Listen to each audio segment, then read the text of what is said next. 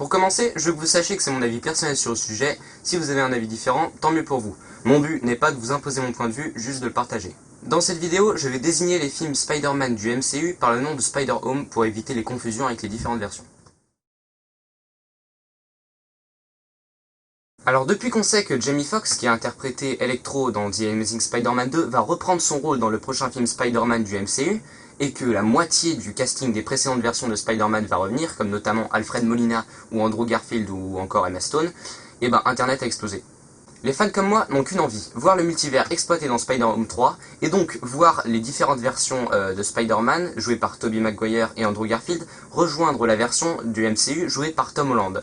Tout le monde paraît émerveillé par cette possibilité, sauf moi. J'ai absolument pas envie que ça se passe, et je vais vous dire pourquoi. Je trouve que cette idée de réunir les différentes versions de Spider-Man est stupide. Non pas parce qu'elle n'est pas réalisable, je crois tout à fait que Marvel et Sony sont capables de nous pondre un truc comme ça. Le problème, c'est que je la trouve stupide parce que je la trouve mauvaise au fait. Je vois pas l'intérêt d'un tel crossover. Déjà, je trouve que le Spider-Man du MCU n'a pas besoin de ça. Même si à mes yeux c'est la pire version du personnage, je ferai probablement une vidéo là-dessus, je trouve qu'en fait, faire ce crossover, ça ne pourra que rabaisser sa licence, sa version en fait. Depuis le début, ce Spider-Man souffre d'après moi de la comparaison avec les précédentes versions, mais malgré tout, il avait réussi à proposer quelque chose d'original en adaptant des méchants jamais adaptés, comme le Vautour ou Mysterio, et en montrant la relation père-fils qu'il a avec Tony Stark. Et tout d'un coup, on ferait un gros pas en arrière en faisant revenir d'anciennes versions, bien meilleures selon moi, qui ne pourront que lui voler la vedette au final. Avant de recycler des méchants déjà utilisés et de reprendre des acteurs des précédents films, ils pourraient pas plutôt nous adapter, je sais pas moi, Kraven, Mister Négatif, le Rhino ou d'autres personnages qui n'ont pas été assez adaptés précédemment ou pas du tout. Ils ont déjà tant de choses à faire avec le MCU, alors je vois pas pourquoi ils s'entêtent à vouloir ramener des anciennes choses, des précédentes versions, tout ça pour faire du fanservice inutile. En plus, on a déjà eu Into the Spider-Verse qui utilisait très bien le multivers, et donc je vois pas intérêt de refaire ça, mais cette fois dans un film en live action. Ensuite, je trouve que ça serait irrespectueux, pas pour le Spider-Man de Tobey Maguire, qui lui a une trilogie complète. Les studios de Sony et de Marvel lui ont permis vraiment d'avoir 3 films, même si un 4e était prévu au début, donc son histoire a un début et une fin. Donc même s'ils font revenir le personnage de Tobey Maguire dans Spider-Home 3, et qu'ils gâchent absolument sa version du personnage, admettons, ce sera pas grave d'après moi, parce qu'on aura toujours sa trilogie complète, intacte, qu'on pourra revenir regarder.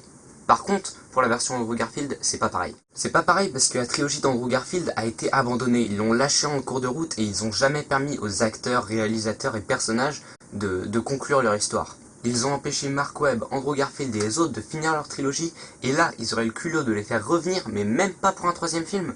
Franchement, assumez votre connerie d'avoir abandonné Amazing Spider-Man, les faites pas revenir pour de l'argent quoi.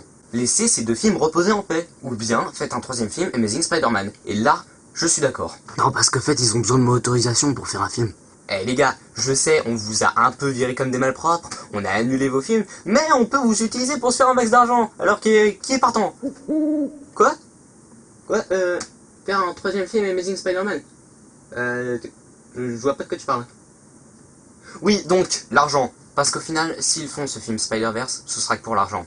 Non, franchement, vous pensez vraiment qu'un film comme ça, qui sort de nulle part, va être fait avec une vraie volonté artistique de faire un bon film? Moi, je pense pas. Je pense que ça va être que du fan service à gogo pour se gagner un max d'argent. Je sais pas si vous vous en rendez compte, mais ils veulent jouer sur notre fanisme, ça se dit? Bref, ils veulent jouer sur notre cœur de fan pour créer une immense hype, pour ameuter un max de monde en salle et se faire un paquet d'argent, c'est tout. S'il y avait une vraie volonté de faire un truc bien, cette idée ne serait pas sortie d'un coup de nulle part. Non, s'il y avait une vraie volonté, ils auraient tout mis en place peu à peu pour vraiment nous donner un truc bien, un crossover digne de ce nom qui ait un sens logique.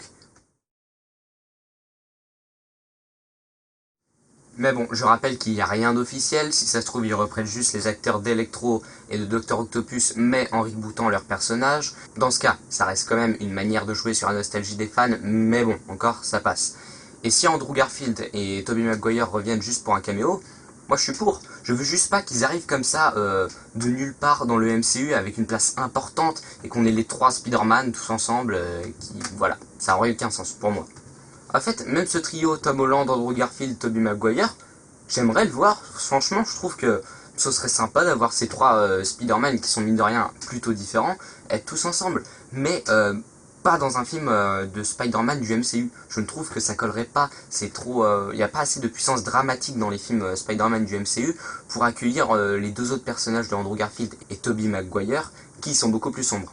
Et puis, même si le film est sympathique, ça n'en restera pas moins un fan film. On dit souvent que Endgame est un film fait que pour les fans, mais là, ce Spider-Home multiverse, ce serait n'importe quoi. Ce serait vraiment un fan service high level.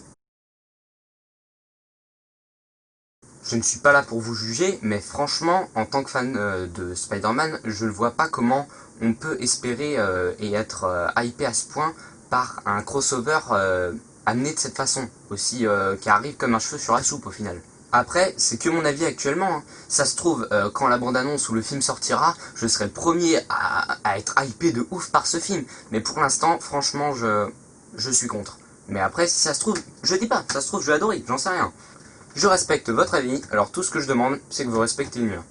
Si cette vidéo vous a plu, tant mieux pour vous, et puis sinon, tant pis pour moi. Salut!